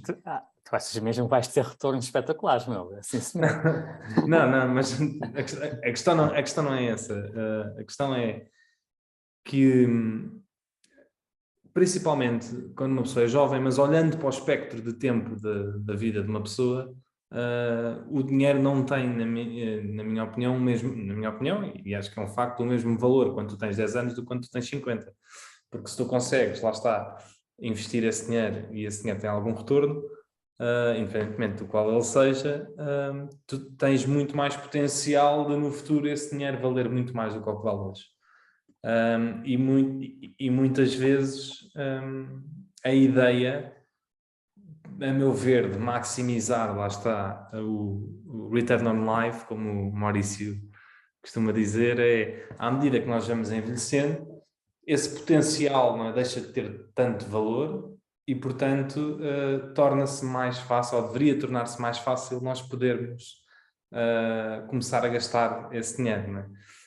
Porque qualquer dinheiro que tu gastes quando és jovem tem um potencial enorme no futuro. Se tu tiveres 80 anos, se calhar não faz muito sentido continuares a ser frugal e a poupar para as próximas gerações. Mas este é um tema que me toca sensivelmente, porque eu sinto que eu tenho uma personalidade extremamente frugal e tenho um repúdio muito grande a gastar dinheiro, que eu nem sei ao certo onde é que isto veio, mas dói-me sempre que tenho algum gasto, às vezes até gastos que são essenciais, eu eduquei-me de tal maneira que aquilo custa-me a gastar. Eu tenho quase uma dor física enquanto gasto aquilo. E depois há certos eventos que deveriam ser prazerosos e deixam de ser, porque por um lado tenho o prazer de estar a comer aquela boa refeição ou estar a fazer aquela pequena atividade, mas por outro tenho a dor de estar a gastar dinheiro. E é-me difícil conciliar as duas coisas. E eu sempre fui uma pessoa, lá está, extremamente frugal e extremamente a pensar no futuro, e que todos os cêntimos que eu poupasse agora e que pudesse usar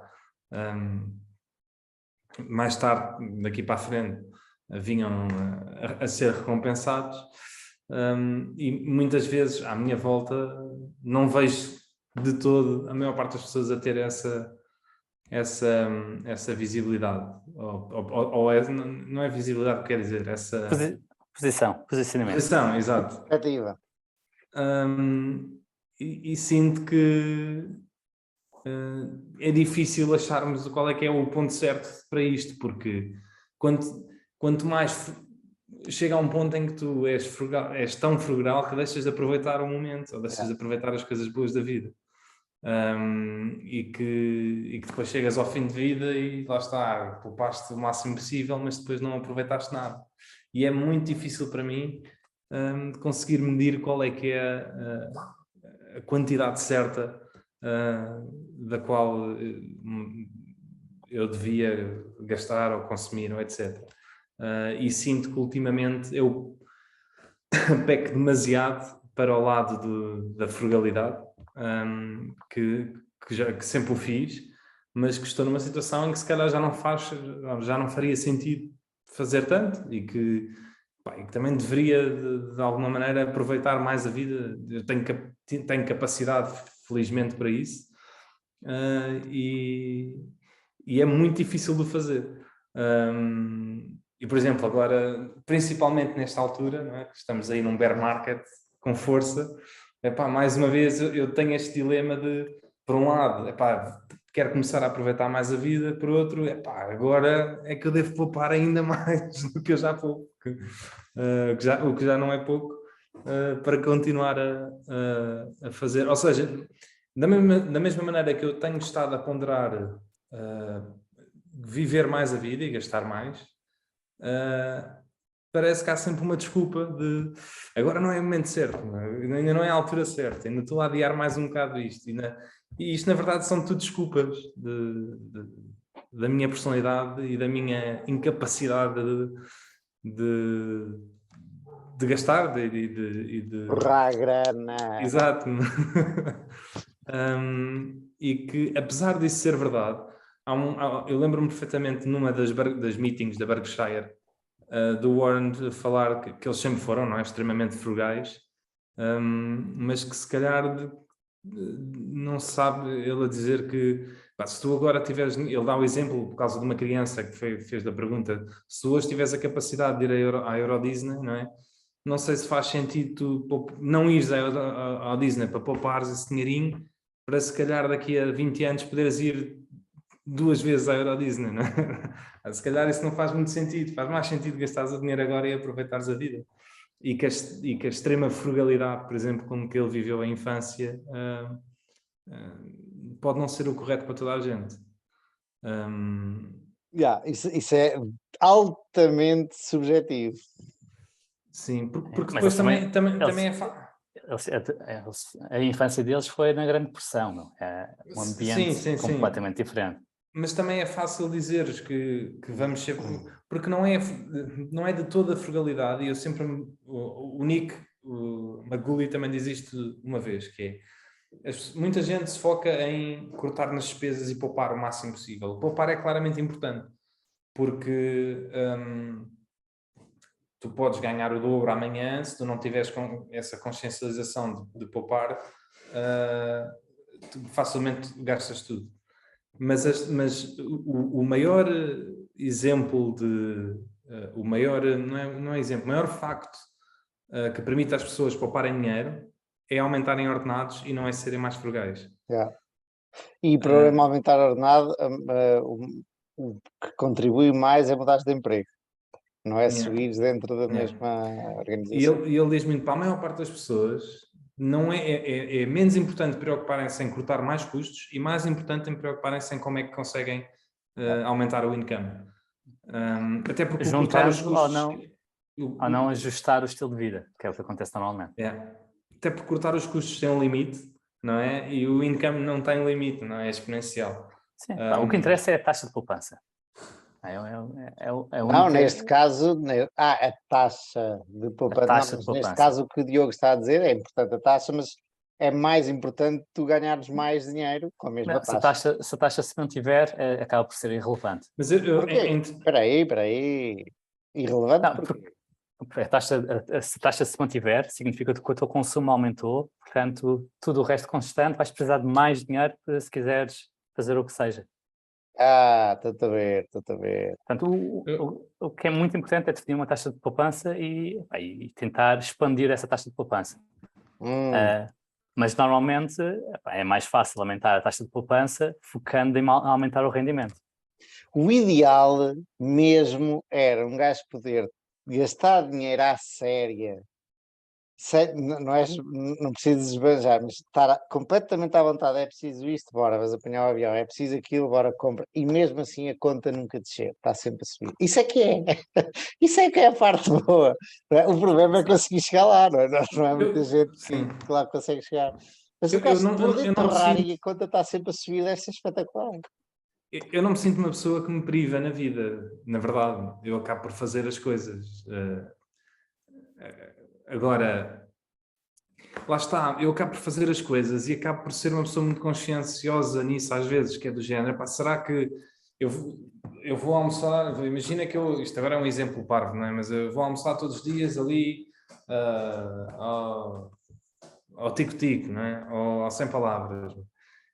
E se uma pessoa for almoçar ao 100 palavras todos os dias, gasta para aí em média 30 ou 40 euros isto é hipotético, eu não vou lá almoçar todos os dias. Acaba por gastar ali 30 euros ou 40 por refeição. Uma pessoa que passa a ir ao Gambrinos e em vez de 30 ou 40 passa a gastar 70 ou 80 por refeição, traz-me alguma coisa em termos de felicidade. Por acaso, Ou seja, tocas num ponto interessante, porque eu costumo jantar fora aos fins de semana e tive essa conversa com a minha namorada no outro dia, especialmente quando é amigos com quem eu janto fora todos os fins de semana ou muito frequentemente, não é de todo, não faz diferença absolutamente nenhuma irmos a um sítio mais caro. E pode ser um tasco e serve exatamente da mesma maneira. Porque somos 2 ou 3 ou 4, whatever, que seja, que estamos ali, é para a conversa, é para bater bolas, como é que foi a tua semana e tal, não é para irmos, o objetivo não é ir degustar comida nem nada, não faz rigorosamente diferença nenhuma gastarmos 40 ou 10 euros. É isso, é isso. Eu sempre senti que eu não me privo das coisas, mas que tenho este sofrimento em gastar dinheiro que não me é benéfico também. A tua família também é assim? A tua educação foi essa ou és outlier? Sou um bocado outlier. Se calhar o meu avô também era, mas eram tempos também muito diferentes, né, do atual, mas a geração dos meus pais e dos meus tios não era nada assim. E lá está, olha, eu desde que comecei a trabalhar, há coisa de 7 ou 8 anos, eu praticamente acho que dupliquei o meu ordenado, por exemplo. E a minha despesa continua a ser exatamente a mesma. Eu não aumentei despesa. Diogo, parece-me que tu... Espera aí, deixa-me ver se eu consigo... Eu sei que tu isto estás bem, mas estás-te a queixar de uma... Estás a ver? Sim, porque eu sei que isto até soa mal, não é? Porque há muitas pessoas com dificuldades em poupar e porque ganham pouco e porque e passam dificuldades no dia-a-dia. E aqui o meu problema é eu não consigo gastar dinheiro e queria, não é? Parece que é um problema de primeiro mundo. Porquê é que querias? É isso que eu não estou a entender. Porque mas tu a questão podes. A questão não é querer, a questão é eu efetivamente sofrer ao gastar dinheiro. E isso não Queres minimizar sofrimento e não consegues. E isso não me traz felicidade. Pá, às vezes eu ia para um restaurante qualquer, não é? E deveria-me saber bem, mas aquilo traz-me sofrimento, não? Porque estou a gastar dinheiro. Eu não estou a aproveitar. E, por exemplo, sei lá, vou dizer, viagens. Menos? Menos, mas também mas normalmente quando faço viagens eu sou muito contencioso e podia ser um bocadinho mais, estou de férias, não é? Posso não pensar tanto nisso, mas mesmo aí é sempre eu sinto que imagina, eu faço uma coisa que é o normal de se fazer, não é? Que é todos os meses, quando recebo, eu primeiro meto de parte o que quero poupar e depois o resto é que é para o dia-a-dia. Mas mesmo eu já tendo ponto de parte para poupar, ou seja, o que eu tenho ali na conta é o que é suposto eu poder gastar, mesmo esse dinheiro quando gasto, dói-me gastá-lo. E já não faz sentido nenhum, não é? Porque eu já fiz a minha poupança, não é? E aquilo devia ser suposto para eu aproveitar. Não? Impecável. Era muito pior se fosse ao contrário. No outro dia soube de uma Era. tipa que tinha dívidas de cartão de crédito e dívidas de empréstimos pessoais, era gastadora compulsiva, compra roupa e tudo. Isso é que é um problema, pá. Este é o problema. É verdade, obviamente, é o que eu estou a dizer, isto parece um problema de primeiro mundo, não é? As pessoas devem estar a ouvir e a gozar comigo, mas efetivamente isto tem impacto no meu prazer do dia a dia. Eu poderia ser muito mais feliz, não é? Se Uhum. conseguisse ter prazer também em gastar. Mas Gonçalo, e tu? eu sinto exatamente, eu revejo-me muito no que o Diogo está a dizer. E pá, eu consigo dar outros exemplos. O exemplo mesmo o exemplo de comer fora, pá, eu até gosto mais de comer em casa. Então, quando realmente vou comer fora, porque vou comer com amigos ou porque vou comer com a minha namorada, que ela quer ir muito ir àquele restaurante gourmet ou o que seja, custa-me horrores. Pá, não estávamos tão melhor. Estou sempre a pensar, pá, estava mais confortável a comer em casa, controlava eu a música, podia fazer eu a comida, sabia melhor. E o facto de ainda gastar mais dinheiro por estar a fazer uma coisa para mim que me sabe inferior. Mas isto também em viagens, e as viagens, apesar de serem uma experiência ser muitas vezes enriquecedora, pá, eu acabo por comparar ao quão bem me saberia estar em casa a ler um livro ou mesmo a trabalhar, e às vezes, pá, assumindo que custam mesmo, teria o mesmo prazer em estar em casa ou estar a viajar, e sinto muito isso. Mas uma coisa que me ajuda muito a contrabalançar talvez esta medida é pensar no custo das coisas a prazo. Ou seja, estavas a falar imagina, uma coisa custa 100 euros hoje, daqui a 7 anos não tem um custo implícito exatamente desses 100 euros. Tem o custo de capital que tu tens de ter arranjado nesses 100 euros e terem investido. E para mim o que me faz sentido seria aplicar uma taxa de desconto para aí de 7%. Então estes 100 euros valem 200 euros daqui a um ano. E eu pensar, ok, esta refeição, imagina, para mim e para a minha namorada custar 100 euros ou custar 200 euros daqui a 10 anos, não faz grande diferença no grande esquema das coisas. Portanto é ok. Isso tranquiliza-me, dá um bom conforto. Mesmo aplicando uma taxa de desconto de 7%, não vem mal ao mundo. Agora, se aplicares 20%, como aplicava o Buffett, aí cria mesmo uma angústia extrema que até no dar dinheiro para a Catherine Graham a fazer uma chamada, dar-lhe 1 ou 2 centavos, estava a gostar. Opá, eu se calhar vocês também, já me cruzei com algumas pessoas na vida que têm dinheiro à séria. E não é ter dinheiro à séria, não estou a falar de património, é ter income à grande. Então no Brasil eu tive um chefe que ganhava rios de dinheiro e tipo torrava e continuava a ganhar rios de dinheiro. E se aquilo me fazia mais feliz, não, mas é espetacular. É altamente. Pô, um gajo é quase, o gajo torrava o que queria e continuava a crescer e não havia hipótese, o gajo não conseguia gastar, quer dizer, conseguisse começar a gastar, a comprar barcos ou carros de luxo ou assim, mas estou a dizer despesas normais, e, tipo, Fosse minimamente gastava e razoável. gastava e gastava e aquilo estava sempre a crescer. Mas Isso a é questão muito é que fixe tu também, pá. adaptas muito rapidamente. Sim, e depois aquilo não te sabe tão bem, é verdade, é verdade, é verdade. É isso, e depois o problema é descer, meu. É que depois já não te sentes bem sem isso. Uhum. E eu felizmente eu tenho essa capacidade que é de, pá, eu não preciso de muito pouco para me sentir bem. Uhum. Eu, se estiver em casa, se tiver um livro ou um computador com internet, não preciso mais nada. E o artigo que tu mencionas fazia exatamente o caso que estavas a tentar trazer, que é normalmente é o oposto do movimento FIRE, não é? De tentar poupar o máximo, depois seres o dono do teu tempo e reformares mais cedo, e depois aí sim podes fazer o que quiseres. E o livro fazia o caso para tu teres mais experiências hoje, porque ir à Disneyland quando já és velho não tem sentido nenhum de quando és jovem, obviamente. Mas uma coisa muito interessante que eu noto em mim é que os meus principais prazeres são grátis. Isto traz-me tanta... Fico tão grato a mim mesmo por não gostar ou por não valorizar prazeres assim mais caros. E como estás a dizer, o facto de um prazer grande estar em casa, ouvir uma boa música, ler um livro, ser tão barato, mas tão barato, e era uma coisa que nós nos esquecemos, mas isto era bastante caro há 100 anos atrás, quando livros podiam custar o mesmo que custam carros. Portanto, o prazer que estamos a ter hoje, há 100 anos atrás, é só um prazer que os milionários podiam ter. É.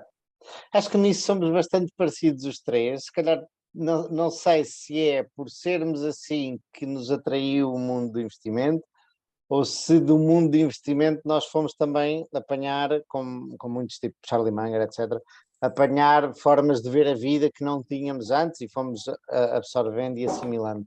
Eu estive em Viseu no fim de semana passado, num encontro de...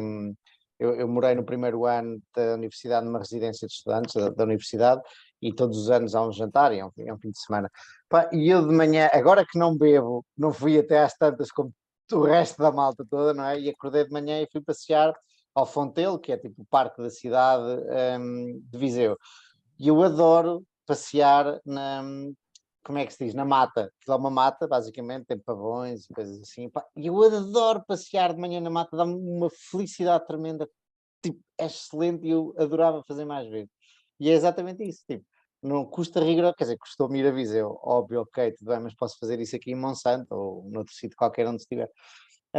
E é engraçado, como é que é, primeiro, eu com a idade vou-me percebendo mais disto, de prazeres que não custam dinheiro e que me dão prazer, ou coisas que não custam dinheiro que me dão prazer, e depois é engraçado ver pessoas que não têm nada desta percepção.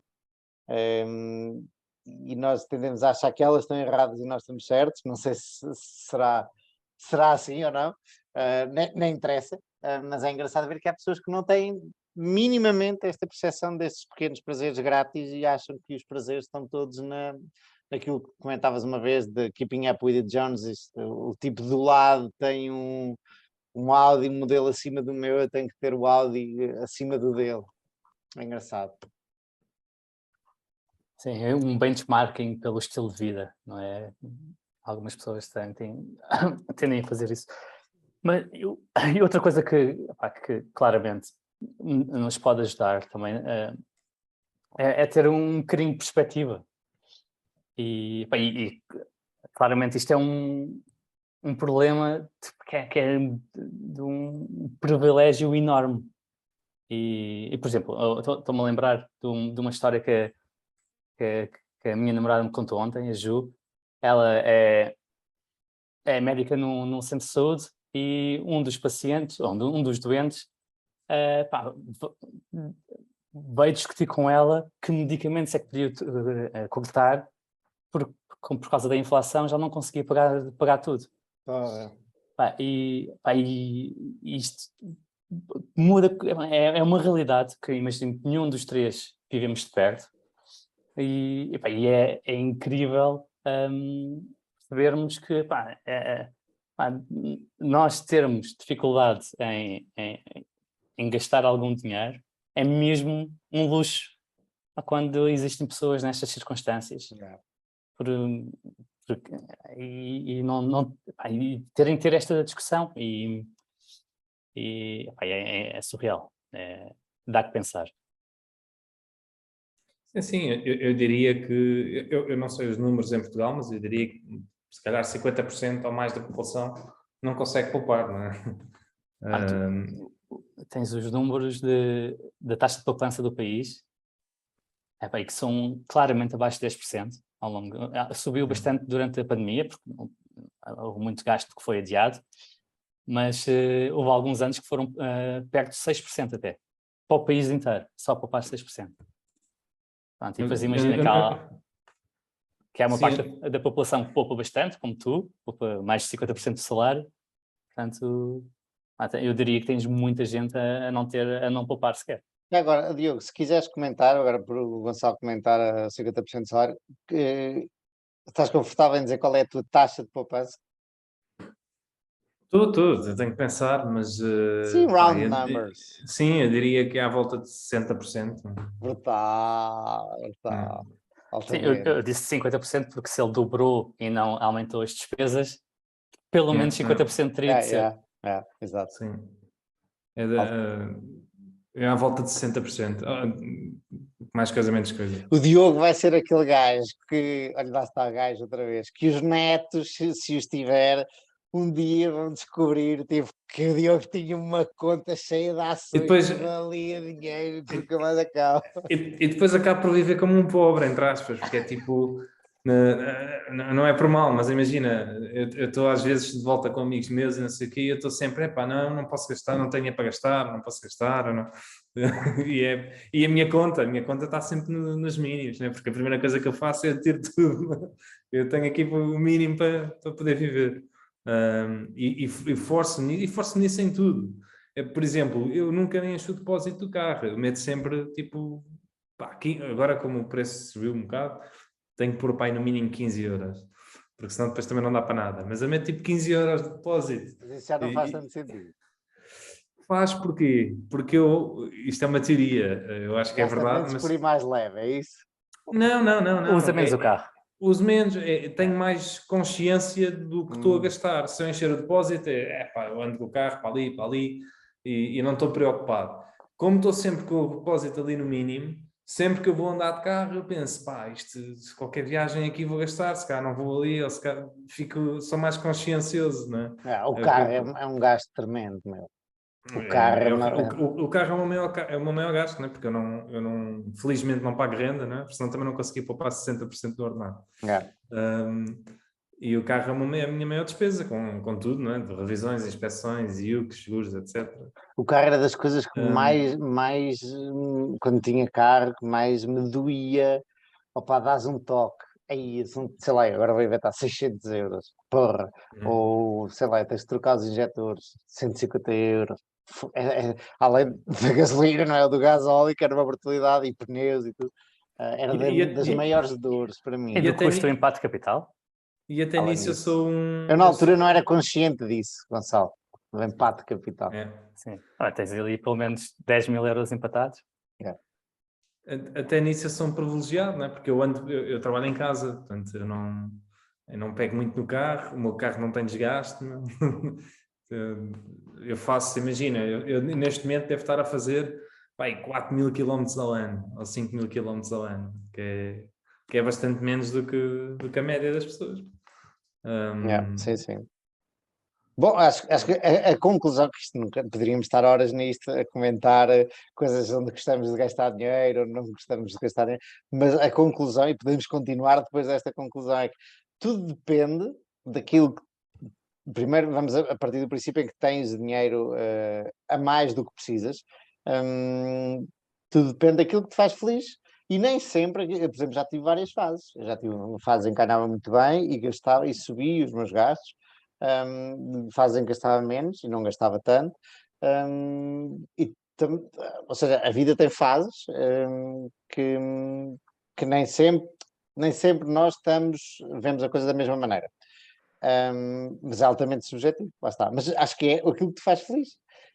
Faz-me confusão, é tu estar chateado contigo por seres feliz assim. É porque isto depois também tem impactos. Isto tem impacto imagina, por exemplo, tem algum impacto na minha relação, por exemplo. Sim. Tem atritos ao nível pessoal, sim. Eu sinto isso também. E portanto É curioso que eu também sinto isso e dei ouvidos à minha namorada.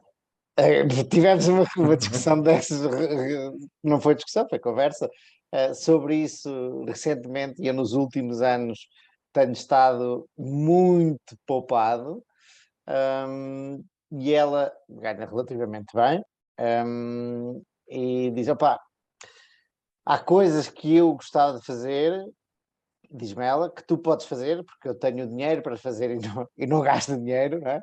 E, por exemplo, viajar, que é uma coisa que gostamos muito, porque não é tanto ter que posses, é mais experiências, e não estamos a fazer, e eu gostava de ir fazer, e era uma coisa que contribuía para a minha felicidade. E ao fim de tanto ela me dizer isto, eu começo a abrir a minha cabeça e a fazer concessões. O meu dinheiro não serve só para os meus investimentos ou para a minha felicidade, serve também para me permitir coisas em conjunto com a minha família, neste caso a minha namorada. Portanto, isto Não sei, não sei se vos ajuda, que estavam aqui os dois a comentar, a queixar-se nesse ponto. Sim, não, mas eu já tinha tomado consciência, é importante arranjar um meio termo e talvez não... Eu acho aí é relativamente fácil porque é um interesse que vocês têm em conjunto, portanto tu vês a viagem também como algo que dá prazer a ti, não é? Portanto gastar dinheiro nesse aspecto Mas não também me te custa custa. sempre comprar os voos, custa-me sempre, sempre. Mas o que eu acabo por fazer é tomar consciência que a felicidade dela também me traz felicidade, portanto, mesmo que seja gastar dinheiro numa coisa que por si eu acho que não valha tanto a pena para mim, vale a pena pelo impacto que tem nela. Mas há ali um compromisso que se tem de chegar, é sempre. Pode criar algumas fricções, sim, eu percebo ali o lado do Diogo também. Eu no outro dia descobri que há montes de homens que se chateiam por as mulheres ganharem mais do que eles. E eu fiquei surpreendido porque a mim não faz diferença absolutamente nenhuma. Na verdade, até quanto mais a minha namorada ganhar melhor é, pá, porra. A mim também não, a mim também não. Não faz diferença Isso é nenhuma. muito, é muito ego. Sim, é isso mesmo. Aliás, ganhando agora o que eu ganho, eu preferia que ela, se ela fosse aumentada ao triplo e ganhasse muito mais do que eu, ainda bem. Agora, qual é que é? Mas pronto, mas tem muito a ver com o ego. Mas eu acho que isso depois também se perde muito de geração para geração. A minha geração tem cada vez menos isso e a que tem agora ainda menos. Bom, queres fazer considerações finais? Ou algum de vocês? Antes de mudarmos de tema. Não, pá, é difícil achar aqui um equilíbrio, pá. Mas ele existe, é preciso procurá-lo.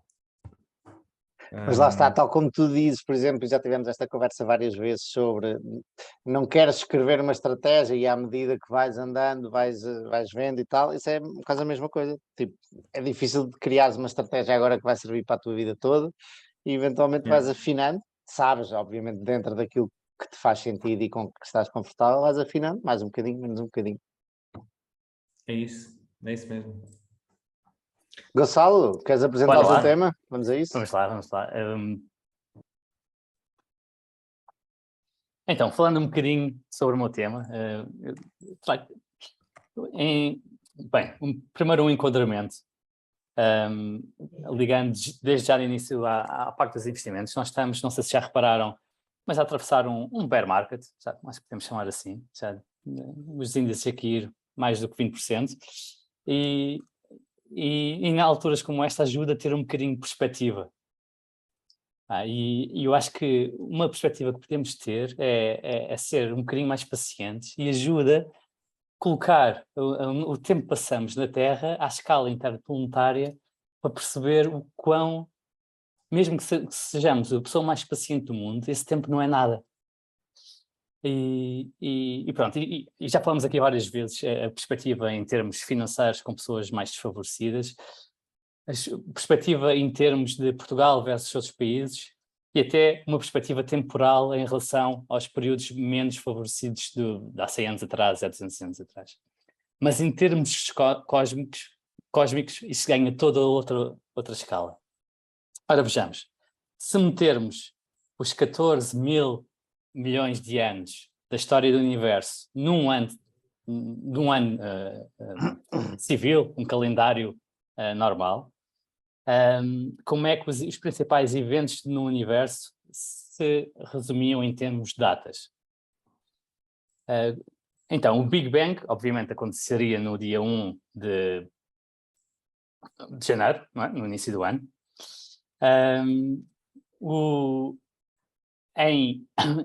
Em maio, a 27 de maio, terminava-se formar a Via Láctea. A dia 9 de setembro, e aqui já passámos largamente a metade do ano, formava-se o Sistema Solar. A 14 de setembro, a Terra. E a 16 de setembro, as rochas mais antigas conhecidas na Terra. O nascimento da vida, na vida na Terra, dá-se no dia 25 de setembro. Depois, só em dia 22 de dezembro aparecem os primeiros anfíbios e insetos. Já estamos no último mês do ano e só agora aparecem os insetos e os anfíbios. No dia 23, um dia depois, aparecem as árvores.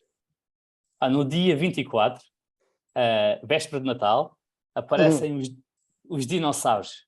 E só no dia 26, dia depois do Natal, aparecem os primeiros mamíferos e no dia 27 aparecem as primeiras aves e as primeiras flores. A extinção de dinossauros dá-se no dia 28 de dezembro. Portanto, aqui neste calendário, os dinossauros apenas duram do dia 24 de dezembro a dia 28 de dezembro. Portanto, 4 dias. Dia 29 de dezembro aparecem os primeiros primatas. Quando é que aparecem os primeiros humanos?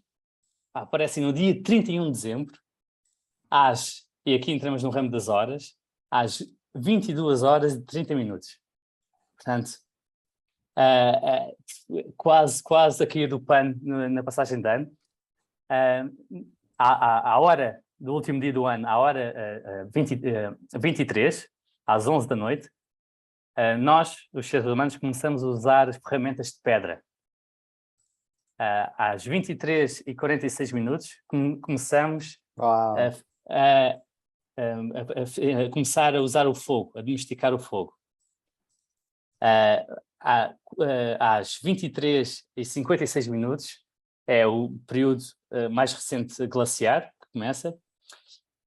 1 minuto antes da meia-noite, e aí é que agora realmente as coisas começam a entrar na nossa história, que nós percebemos como história humana, e basicamente começa com a pintura rupestre na Europa, 1 minuto antes da meia-noite. A agricultura começa 40 segundos antes da meia-noite, e basicamente aqui esta pré-história tem fim só com 11 segundos antes da meia-noite, que é quando... desculpa, recebi agora a mensagem do... Não era para ler agora, era para feedback no final. Para feedback no final, ok, desculpa. Mas sim, e a história que nós conhecemos, imagina as dinastias do Egito,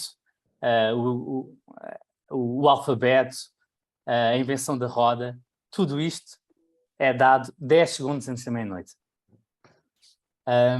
E é espetacular pensar que, por exemplo, o nascimento de Buda foi 6 segundos antes da meia-noite.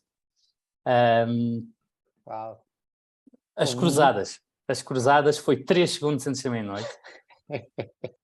Imagina, a Renascença na Europa, 2 segundos antes da meia-noite. E no último segundo, o que é o último segundo? O último segundo é o começo da cultura moderna, né, a cultura mais intensiva, em termos de agricultura, o desenvolvimento da ciência e da tecnologia, a Revolução Francesa, a Primeira Guerra Mundial, a Segunda Guerra Mundial, a chegada à Lua, as naves espaciais, a busca de vida extraterrestre. Isto tudo no último segundo. Portanto, nós não somos nada no universo e não somos nada em termos temporais. Quase literalmente. O que nós vemos como história são os últimos segundos deste calendário, que diz muito, não é? Ajuda-nos a colocar em perspectiva. A quantidade de tempo em que não se passou nada, já viste? Não se passou nada, já. Que não havia aqui ninguém.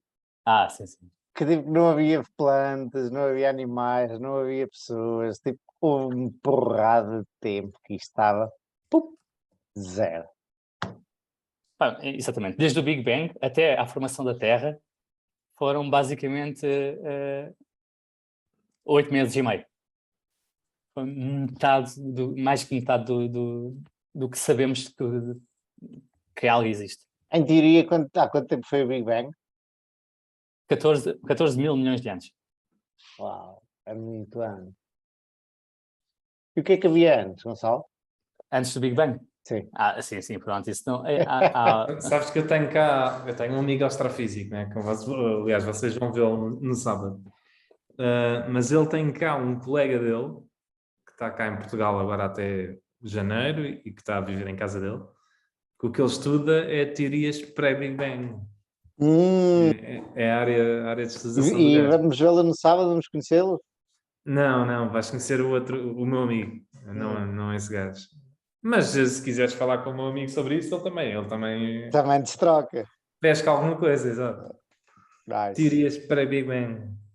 Mas a teoria principal, pelo menos que eu estou ciente, é que antes do Big Bang houve um Big Crash, que basicamente isto é um ciclo cósmico. Portanto, há uma expansão do universo até um ponto em que começa a retrair e há o Big Crash, que forma o Big Bang, há uma expansão do universo até ao ponto que começa a retrair. No outro dia houve novas provas. Pensava-se que o universo está em expansão desde o Big Bang, ok? Ou seja, se houvesse Big Bang, o universo deveria estar em expansão e os corpos celestes, estrelas, planetas, etc., estavam a afastar-se uns dos outros. E os que estão mais longe do centro do universo deveriam estar a afastar-se, agora eu posso estar errado, mais devagar, ok? Pode ser mais rápido, eu não sei, ok? Agora estou confuso. E no outro dia, por causa, acho que foi o telescópio James Webb, que foi para lá para cima há pouco tempo, aperceberam-se que não é assim. Não está a acontecer isso e é o contrário, está a expandir mais rápido, ou vice-versa, ok? Sim, o que vem pôr tudo em causa. Não, isso não. Imagina, isso não mete em causa. Isso para já podemos não ter chegado ao ponto ainda da contração, não é? O que seria estranho para mim é como é que algo expande mais rápido que a velocidade da luz. Mas o vácuo não é nada e, portanto, pode expandir mais rápido que a velocidade da luz. Mas porquê é que falou disso? Porquê é que comentas expandir mais rápido que a velocidade da luz? Porque o universo está-se a expandir mais rápido que a velocidade da luz. Também porque se estivesse a expandir a velocidade da luz para um dos lados e a velocidade da luz para o outro, ele está-se a expandir pelo menos a 2 vezes a velocidade da luz. Mas sim, mas ele está a acelerar. A expansão continua a acelerar. Para já, mas pode estar no momento ainda de aceleração e que eventualmente um dia começa a desacelerar. E sabes como é que tu sabes que ele está a acelerar? É uma... Espera aí, como é que nós sabemos que o universo está a acelerar, Diogo? Exatamente. Não sei se alguma vez viram teoria do Big Bang, acho que é no primeiro episódio que o Sheldon, que é uma das personagens principais, se mascara de efeito Doppler. A estupidez essa foi brutal. Pronto, que é basicamente o efeito Doppler está presente em muitas coisas. Uma delas é o som, e ele faz o exemplo dos carros. O carro, à medida que se está a aproximar de ti, o som fica mais agudo, e à medida que se está a afastar de ti, ele fica mais grave. O som é o mesmo, mas tu sentes quando ele se aproxima como mais agudo e quando ele se afasta como mais grave. Então era a piada dele, ele dava uma pista. Estava mascarado de quê? Quando alguém lhe perguntava, ele dizia, vou dar uma pista, não é? E não é aquela mudança de vibração sonora. No universo nós conseguimos ver isso também porque não só as ondas sonoras sofrem de efeito Doppler, como as ondas eletromagnéticas. E, portanto, o que nós vemos no universo... Exatamente. O que nós vemos no universo é que, olhando para o universo está avermelhado. E agora eu não tenho a certeza se é avermelhado, se é azulado, mas eu acho que é avermelhado. O universo é avermelhado. E o que é que isto quer dizer? Quer dizer que nós estamos num espectro de onda com maior frequência, não é? E, portanto, significa que nós estamos numa situação de aceleração do universo. Se o universo estivesse a desacelerar, nós, ao olharmos para ele, o universo estaria na outra ponta, portanto, violeta, não é? Azulado, violeta. Como o universo está avermelhado quando se olha para ele, é porque é o efeito Doppler, não é? Mas aplicado ao espectro eletromagnético, ele está em aceleração, continua a escapar-nos, por assim dizer. Mas pronto, é uma teoria nerd. Não é uma teoria, é um facto nerd, é interessante. Mas isso prova que está em aceleração, que está a expandir, mas não prova que que não só está a expandir, como a velocidade a qual ele está a expandir está a acelerar. Ok? Isto prova que está em aceleração, essa expansão. Ou seja, está cada vez mais rápido a acelerar. Vamos pegar nisto e trazer de volta às ações ou ao investimento? Que estão cada vez mais a afundar. Não, é como compounding. Não, mas como é que tu querias transpor isto, Gonçalo?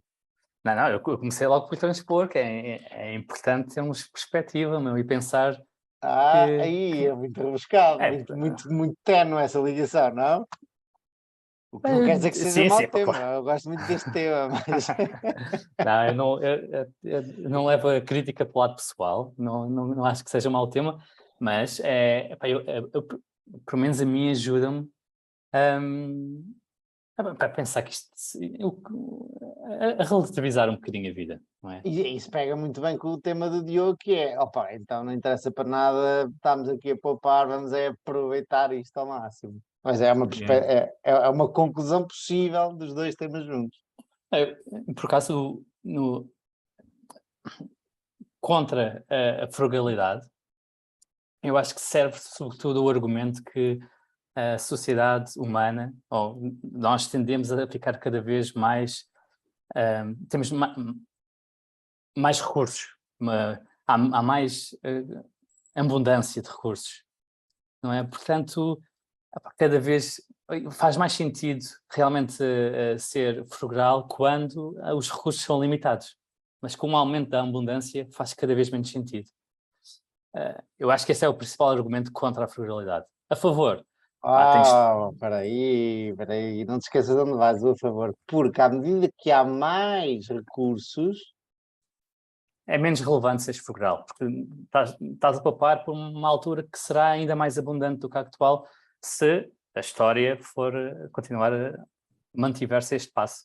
Mas tu, como a gastar menos, tens muito mais coisas, ou experiências, ou coisas assim.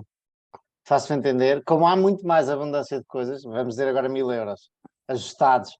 Hoje em dia, 1000 euros, tu consegues fazer mais coisas, porque há muito mais opções. Tens internet, podes ler livros, etc. Antigamente, com 1000 euros, ajustados, lá está, conseguis fazer menos coisas. Portanto, mas do ponto de vista, o importante aqui é a felicidade. Tu não sabias que na altura não queriam haver novas coisas para ir ver. Portanto, gastavas dinheiro naquilo que te fazia mais feliz.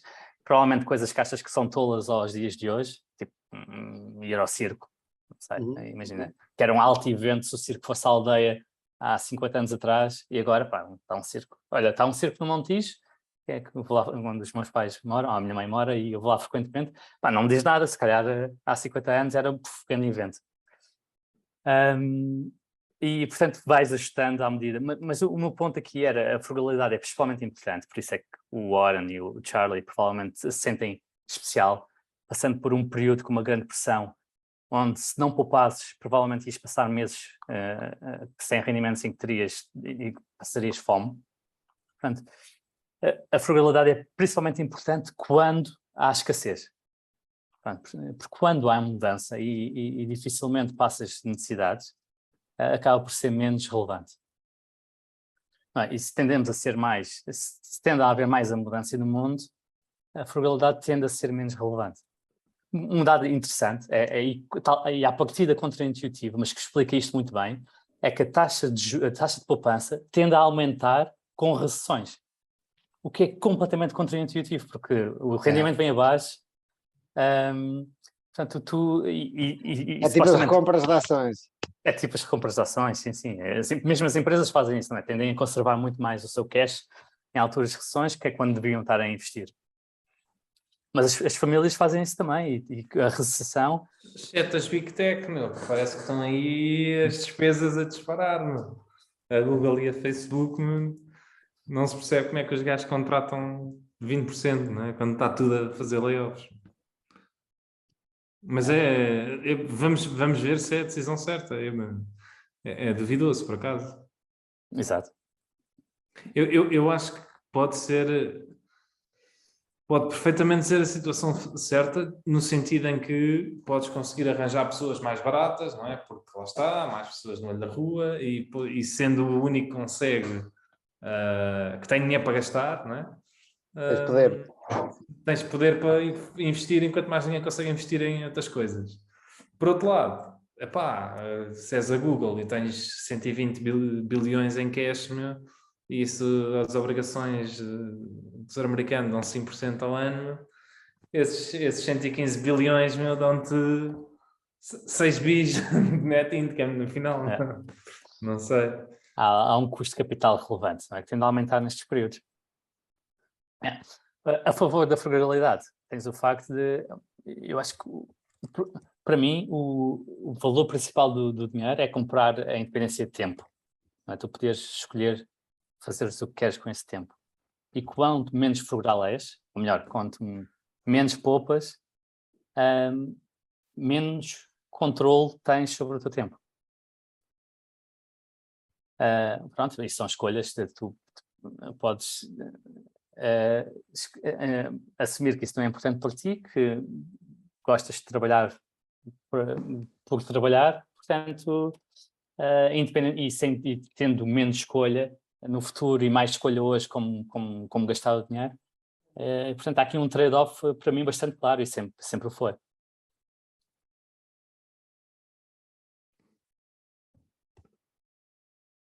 Dito isto, estamos no segundo final do calendário e temos de aproveitar este segundo, talvez provavelmente, fazendo as contas, a nossa vida deve-se resumir a uma centésima de milésima de segundo, a uma milésima de centésima.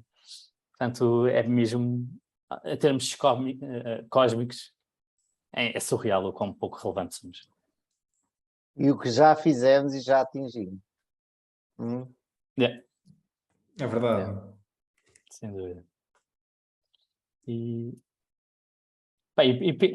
isto também leva a pensar, imagina, nós ainda temos uma experiência média de vida de cerca de 80 anos e não é nada ao ponto de vista cósmico em termos de perspectiva. Portanto, imagina, nós estamos a resumir assim o cosmos num calendário e que parece aberrante, não é só vivermos um segundo.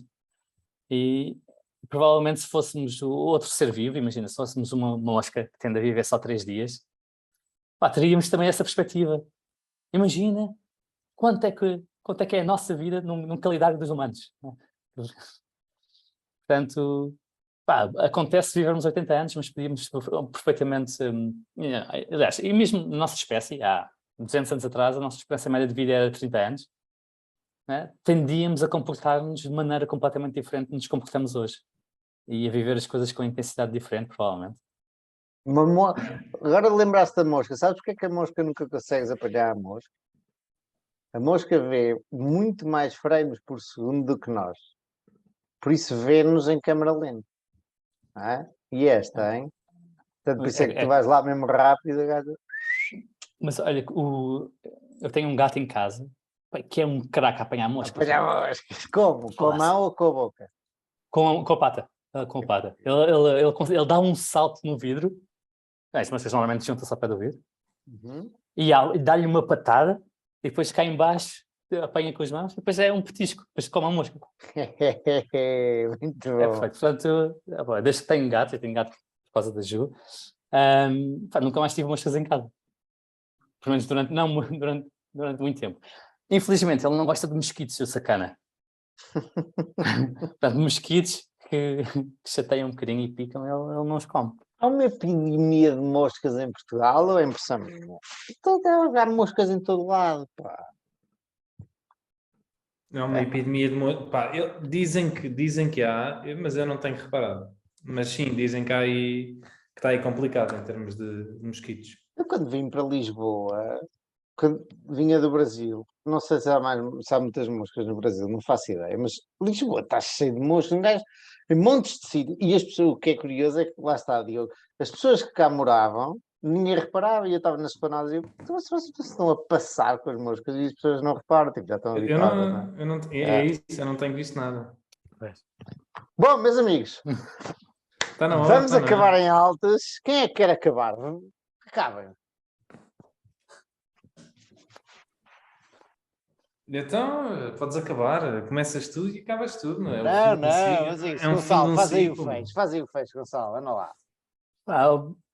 meus caros amigos, eu desejo-vos um ótimo fim de semana. Isto vai ser... Vamos nos voltar a estar juntos, fisicamente. Já não estamos há bastante tempo, vai ser giro. É o grande aniversário do Diogo. Faz anos mesmo no sábado, Diogo. Faço. E, 30. 30 anos, 3 décadas. É verdade. Pronto, já não falta tudo. Pronto, pensa assim, também já não vale a pena poupar muito mais, Diogo. Exato. Já estou a entrar na reta descendente. Eu acho que o nosso fim de semana vai ser bom, mas não seja o sábado vai ser diferente. E desejo a todos os nossos ouvintes um ótimo fim de semana também. Grande abraço. Nós vamos andar de kart, vamos fazer uma corrida, os três, com mais gente, e para a semana vimos aqui dizer quem é canho. Eu sei que não sou. É isso. Grande abraço, pessoal. Então vá, pessoal. Até sábado. depois da manhã. Até sábado.